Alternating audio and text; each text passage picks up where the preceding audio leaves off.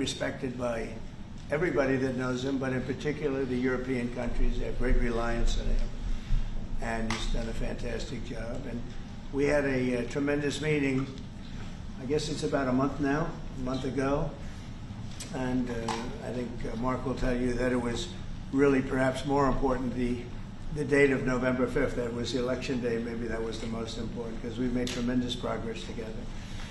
And one of the reasons that you're here today is to hear that we are very unhappy, I am, with Russia.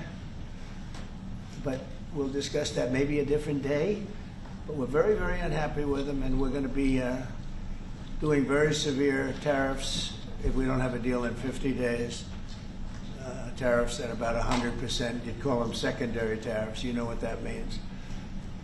But today we're going to talk about something else. And as you know, we've spent $350 billion approximately on this war with Russia and Ukraine, and would like to see it end. It wasn't my war, it was Biden's war.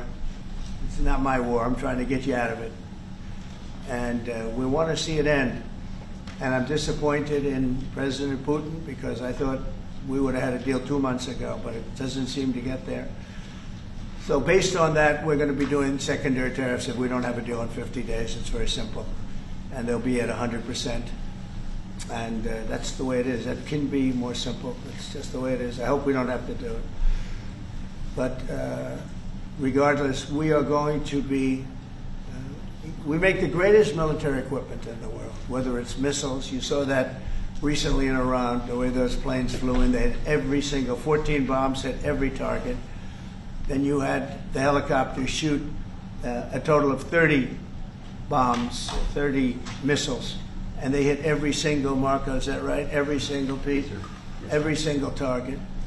And it was, I guess, on a scale of 0 to 10, they say it was about a 15. That's how successful it was. That's how lethal it was, a word they like to use nowadays. But it was an amazing, well-organized attack that people in this country wanted to do for 24 years. You know, when we had the pilots in last week, they were saying, "Sir, we've been practicing this for 24 years," meaning people, not them, but other people that are a little older now. But they too, and you were the one that let us do it. But we've been practicing it 3 to 4 times a year for 22, 24 years, because they always knew they had to stop Iran from doing what they were doing, which is trying to come up with a nuclear weapon, a nuclear bomb. And we did it very successfully. And we make the best equipment, the best missiles, the best of everything. The European nations know that. And we've made a deal today, and I'm going to have Mark speak about it, but we've made a deal today where we are going to be sending them weapons, and they're going to be paying for them. The United States will not be having any payment made. We're not buying it, but we will manufacture it, and they're going to be paying for it. Our last meeting of a month ago was very successful in that they agreed to 5%, which is more than $1 trillion a year, so they have a lot of money. And these are wealthy nations. They have a lot of money, and they want to do it. They feel very strongly about it, and we feel strongly about it, too.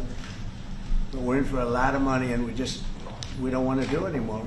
And we can, but we make the best, and we're going to be sending the best to NATO, and in some cases to maybe, at Mark's suggestion, if we go to Germany, where they're going to send early on missiles, and they'll be replaced, and NATO is going to take care of it. It's going to be coordinated by NATO, and they're going to work very much with Matt Whitaker, who's right here, who's a great ambassador, and Matt's going to be coordinating. You better do a good job, Matt. I will.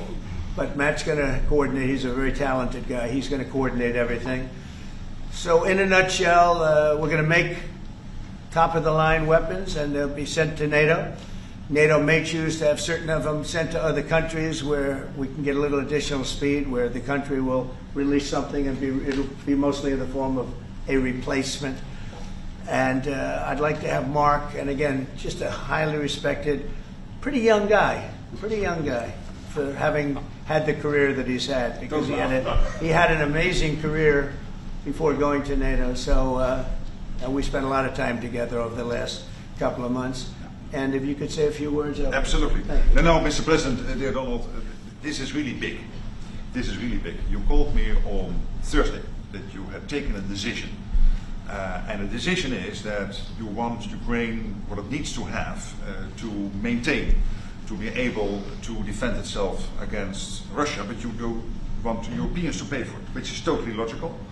And this is building on the tremendous success of the NATO summit. The 5%, but also the decision to keep Ukraine strong and the decision to increase our defense industrial production. So based on that, that was Europe stepping up. This is again Europeans stepping up. So I've been in contact with many countries. I can tell you that at this moment, Germany massively, but also Finland and Denmark and Sweden and Norway, the United Kingdom, the Netherlands, Canada, they all want to be part of this. And this is only the first wave. There will be more. So what we will do is work through the NATO systems to make sure that we know what Ukrainians need, so that we can make packages. Of course, in a way, we discussed it this morning with Pete Hegseth at the Pentagon, in a way that, of course, the US will keep on its stockpiles necessary to defend this country. That's absolutely clear. But it will mean that Ukraine can get its hands on really massive numbers of military equipment, both for air defense, but also missiles, ammunition, etc., etc. So if I was Vladimir Putin today and hear you speaking about what you were planning to do in 50 days and this announcement, I would reconsider whether I should not take negotiations about Ukraine more seriously than I was doing at the moment, if I was Vladimir Putin. But when I'm Ukraine, I think this is really great news for them. So I really want to thank you for that. And it means the Europeans paying for it. And again, I mentioned all these countries, we will deal with that. And exactly as you said, it might also mean that countries will move equipment fast into Ukraine and then the US later backfilling it because speed is of the essence here. So really, thank you. This is important. You did a great job. It's a really great job. We've been very successful in settling wars. You have India, Pakistan, you have Rwanda and the Congo. That was going on for 30 years. India, by the way, and Pakistan would have been a nuclear war within another week, the way that was going. That was going very badly. And we did that through trade. I said, we're not going to talk to you about trade unless you get this thing settled, and they did. And they were both great leaders, and they were great. But Rwanda and the Congo, that was going on for 30 years, and at least 7 million people killed, and killed with a lot of pretty rough weapons like machetes, heads chopped off, going on for many years. You couldn't even get near the countries. Nobody wanted to get near. It's so frightening. And we got that one solved. Serbia, Kosovo, got that solved. That was going to be one that was going to happen. And again, that was something I used. I use trade for a lot of things, but it's great for settling wars. That was really very important. We're working, Marco's working very hard with everybody here on the Strip, the Gaza Strip. I call it the Gaza Strip, one of the worst real estate deals ever made. They gave up the oceanfront property, one of the worst deals ever made. But it was supposed to bring peace, and it didn't bring peace. It brought the opposite. But we're doing pretty well on Gaza. Steve Witkoff is here, and I think we could have something fairly soon to talk about. And we solved another one, that we just seem to have, Armenia and Azerbaijan. It looks like that's going to come to a conclusion, successful conclusion. We worked on Egypt with a next-door neighbor who is a good neighbor. They're friends of mine, but they happened to build a dam which closed up water going into a thing called the Nile. I think if I'm Egypt, I want to have water in the Nile, and we're working on that one. It's a problem, but it's going to get solved. They built one of the biggest dams in the world, a little bit outside of Egypt. You know about that. You've been hearing about that one. And that turned out to be a big problem. I don't know. I think the United States funded the dam. I don't know why they didn't solve the problem before they built the dam. But it's nice when the Nile River has water. It's a very important source of income and life. It's the life of Egypt. And to take that away is pretty incredible. But we think we're going to have that solved very quickly. So we do good. The only one we haven't been able to get to yet is Russia. I'm not happy, and I will tell you that Ukraine wants to do something. Again, it's a war that should have never started. If If I were president, it never would have happened. I used to speak to President Putin about it a lot. It was the apple of his eye. But once I saw what was going on, I said, they're gonna have a war here. I was outside, election was rigged, and I was outside looking in, and I said, that thing's gonna be a war. Couldn't believe it, because what Biden said was the exact opposite of what should have been said.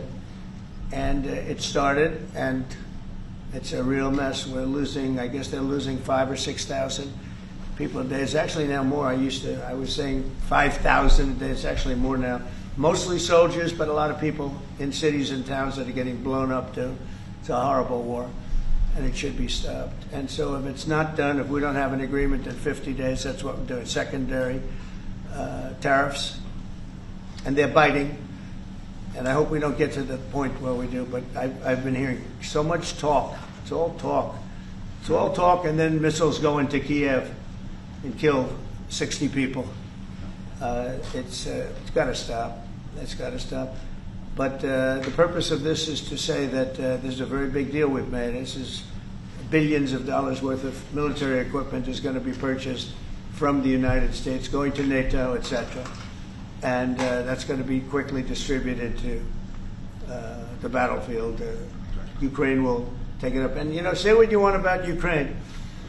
When the war started, they had no chance. And they still would have had no chance if the equipment, they had the best equipment, because we do make the best planes and missiles, and we make the best military equipment in the world by far. We have new things coming out that are beyond belief, and I'm very excited about the Golden Dome. It's going to give us very strong protection. We've already started that. But they had courage, because somebody has to use that equipment. And they fought with tremendous courage, and they continue to fight with tremendous courage. But they don't have, they're losing on equipment, and Russia's really taken a very positive, very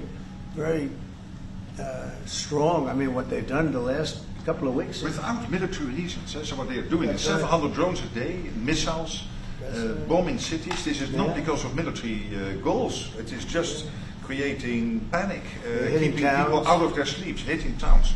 Yeah. It's really terrible, and it is meaning a lot of people lose their lives, but also the infrastructure, whole cities being they're wiping out the electric. It's going to take years to rebuild it. That's going to be the next problem.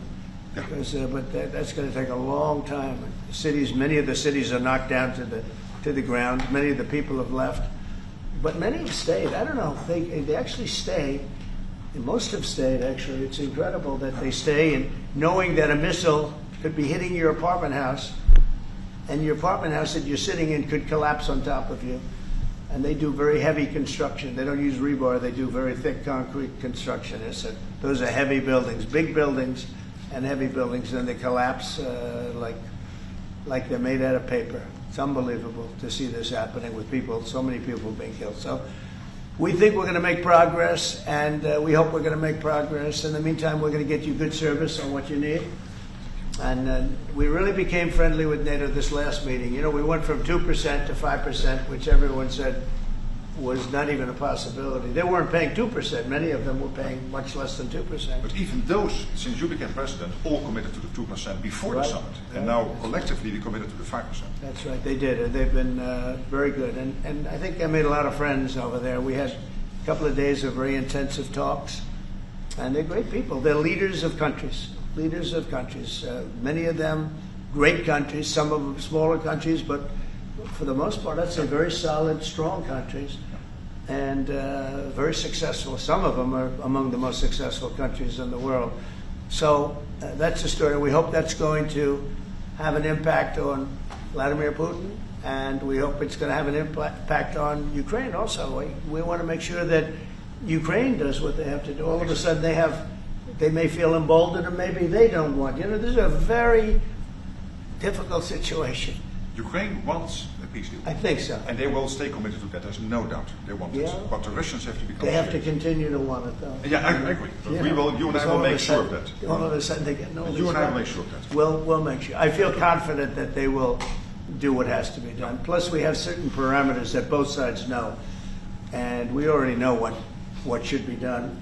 So I think that's going to be it's going to be very strong. We want everlasting peace. Any questions, please? Yes. Thank you, Mr. President. What was the tipping point for you in making this decision? Was it a conversation with President Putin? Was it a piece of intelligence? And why are you giving 50 more days? I think I think it's a very short period of time. I think, don't forget, I've just really been involved in this for not very long. And it wasn't initial focus. This is a Biden war. This is a Democrat war, not a Republican or Trump war. This is a war that would have never happened. It shouldn't have happened. A lot of people being killed. When the final numbers come in, you're going to see a lot more people are being killed in this war than you think, than you've been writing about. It's a very deadly war. They're all bad, but this is a very deadly war. The numbers are going to be far greater. When an apartment house comes down, and they say 2 people were slightly injured. No, many people were killed. And those numbers will be at some point accurately reported. So far, they're not. It's a deadly war. I think that you're just going to see. I think you're going to see strong movement. I hope so. I hope so. And what about the secondary tariffs are very, very powerful. What about the tariffs that the Republicans in the House and the Senate have ready? Those were 500%. Sure. Why are you doing 100%? Well, the Republicans are moving very strongly in the Senate, giving us total control of it. But I'm not sure we need it, but it's certainly good that they're doing it. And Lindsey Graham's working hard. The whole John Thune, all of them, they're all working hard, and they're in coordination with Mike Johnson, Speaker in the House. And I think they've actually crafted a pretty good piece of legislation. It's probably going to pass very easily, and that includes Democrats. And there's some little tweaks, but I don't want to say I don't need it because I don't want them to waste their time. It could be very useful. We'll have to see. But we can do secondary. We're probably talking about 100% or something like that. So can you clarify We can do secondary tariffs without the Senate, without the House. But what they're crafting also could be very good. So are you suggesting then that the Congress should move forward with those sanctions, the 500%, and that your 100 would be a separate additional package? Yeah, I mean, the 500 is, sort of meaningless after a while because at a certain point it doesn't matter. It's not going to be, 100. 100 is going to serve the same function. But, I have it at 100%. They may have it, I don't know what they're going to end up with. They may have it at 100 too. They may have it at 500. But they're doing some good work in the House, and I think in the House and the Senate. And as you know, they're coordinated, and they can have it done quickly. They said they'll have it as quickly as I need it. So we'll see. We're talking to him. In fact, John Thune's coming over later on to talk.